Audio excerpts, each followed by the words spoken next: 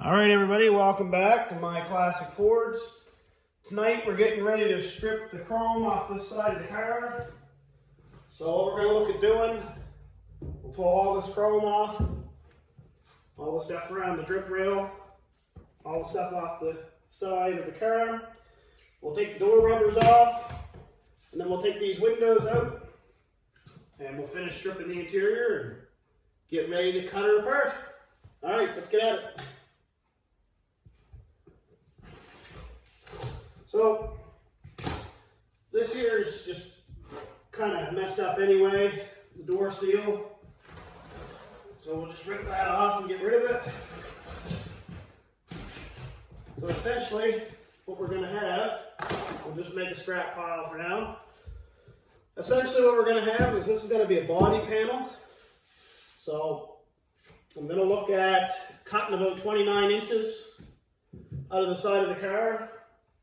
We're gonna bring the back window probably up to about here somewhere, and we'll slope it down, make it kind of look like a Daytona Coupe.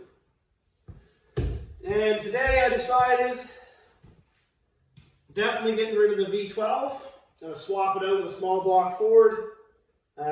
Just talking to a friend of mine I haven't talked to in a while. I'm gonna give him that engine. He's going to do something cool with it. So,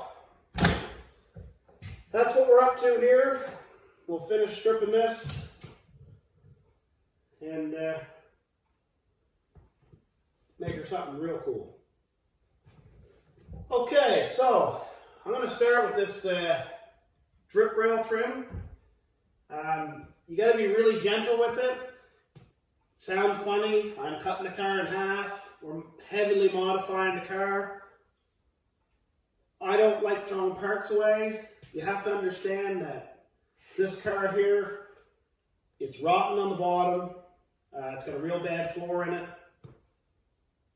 The engine doesn't run. The interior is no good. So to restore it would take an awful lot of work, a lot of money.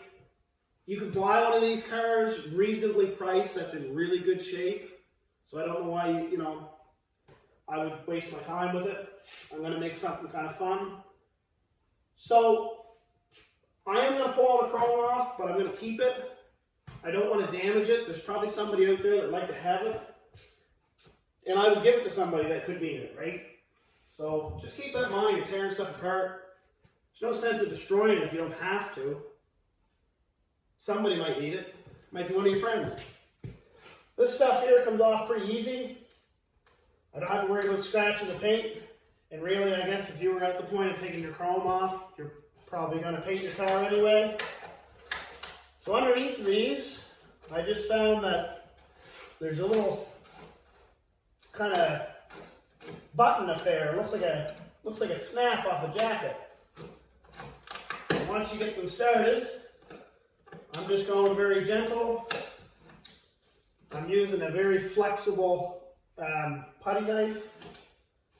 And I'm just taking my time.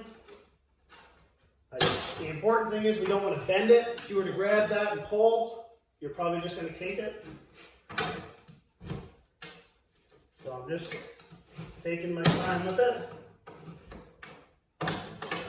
And even if nobody wants this chrome, I saved all these little buttons.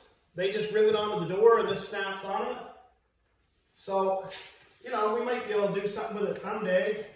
I could probably put it on my old console maybe. Doing some custom work to that. Something like that would look good maybe across your dash in your car. It's a nice piece of chrome trim. I hate to see it go to waste. You'll see a lot of guys, they're building a car or customizing a car, they just take the stuff off and, rifle it and throw it away, bend it. I really don't like doing that for the reasons I just told you. So that's how that comes off.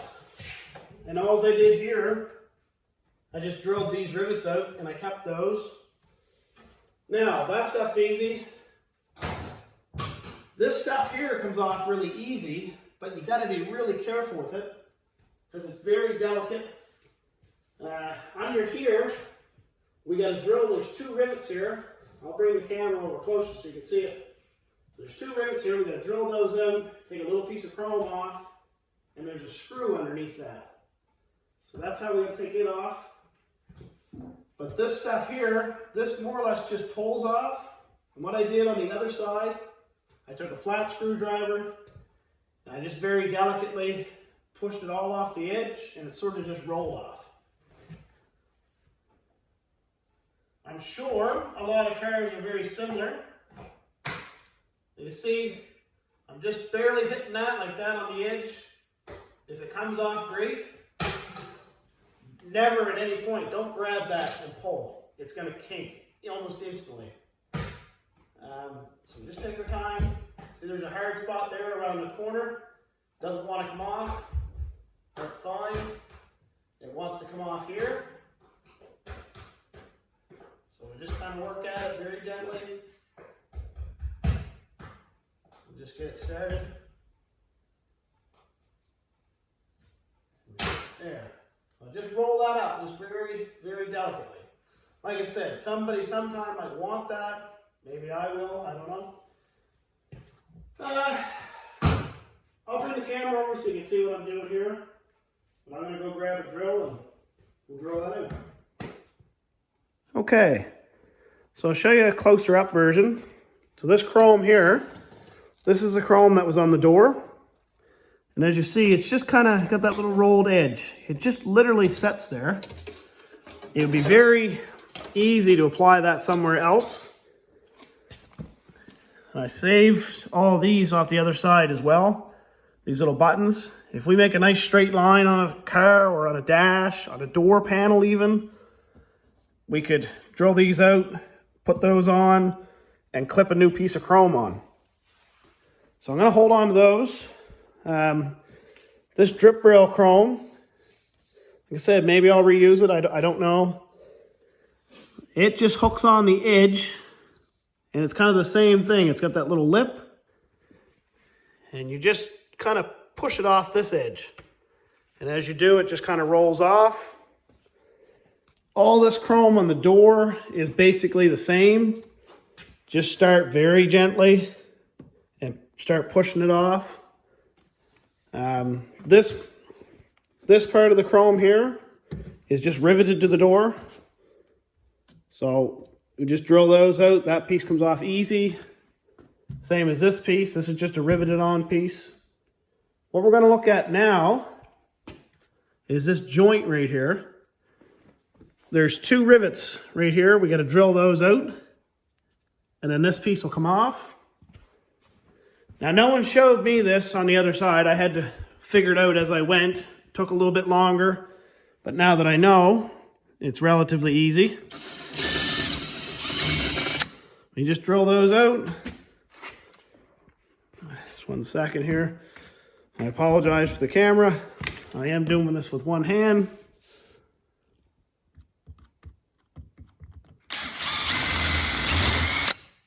Okay, you drill them 2 little rivets out. And should be able to pop this off.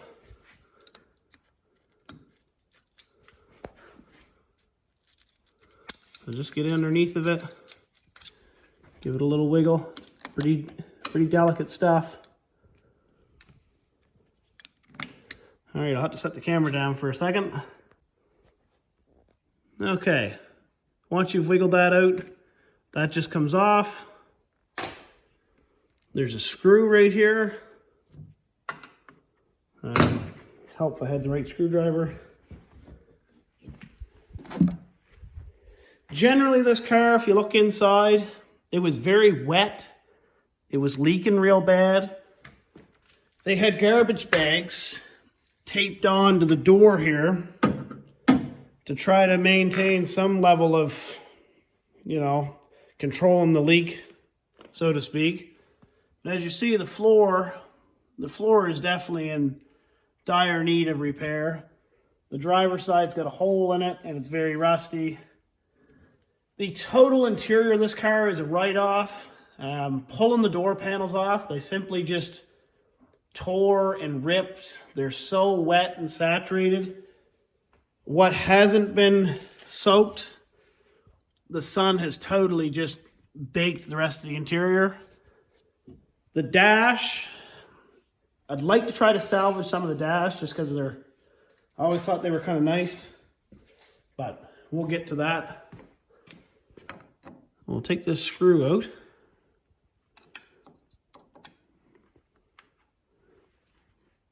All right, just like the other side, it was difficult. I'll throw the camera down again. Okay, so once you've got that screw out, this little piece here just pops off. And then the rest of your chrome, I can't quite pull it off with my fingers, but it's close. Like I said, don't just rip and tear on it. Be very gentle. I just take a screwdriver in behind it and just very lightly pull. See, it's still kind of hooked right there. That's fine. I may have to set the camera down for a second. All right, so I pulled that off. As I said, it was just stuck there a little bit.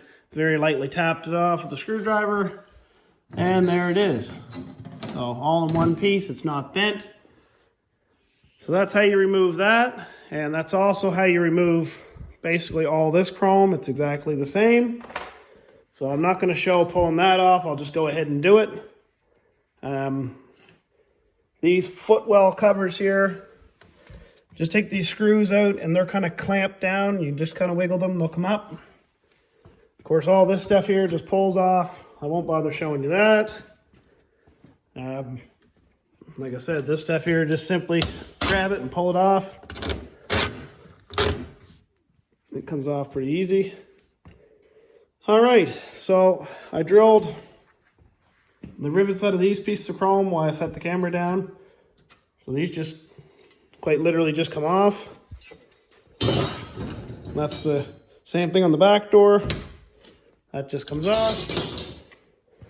So we're getting there already. Like I said, no one showed me this on the other side, and I just sort of had to figure it out. So I'm just trying to show you guys that maybe if you've got to take one of these apart or something very close, it gives you an idea how the chrome is put on. So the next thing I'll sort of show you, after I get the chrome off the doors, or off the windows and the doors, I'll show you how I kind of pulled these windows out. Taking the door panels off is pretty simple. Just take a few screws out of the bottom and then they're just kind of clipped on, just pull them off. The top piece is screwed on and then it just simply lifts up. So that's pretty easy. Like I said, I'm not going to go into detail too much about stripping it. I just thought I'd show you a little clip on stripping the chrome. And I'll show you a little bit about taking those windows out. All right, let's get at it. Okay, so this is what I was saying about the garbage bags. Whoever owned the car before, they taped some garbage bags on. This is the result of a car that's been leaking for years. Like I said, the interior of this car is absolutely totaled. Anything that's not completely soaked and full of mold has been burnt up by the sun. So therefore, this car is going to be a lot of fun to play with. One thing I want to show you. So here's all those little buttons here that hold the chrome on. The very back and the very front where the chrome is tapered. And what I mean by that is it comes along like that and tapered down. There's a little rivet here. It's just pressed in just like the other chrome, just like these. You just got to be very delicate and just don't pry on it. If you pry here, you're going to bend it.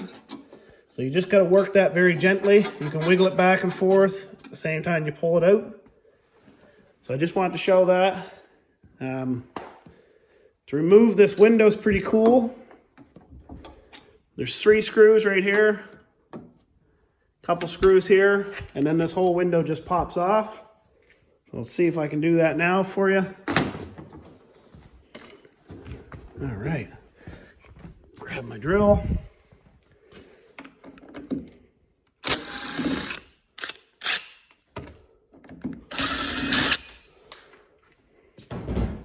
Okay,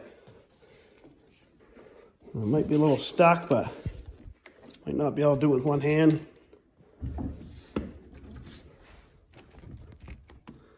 All right, I'll have to come back to that. Just stuck in the little bit of glue at the bottom of the window, but this whole section comes off. And then to take this window out, it's pretty cool. The top of the door actually comes off.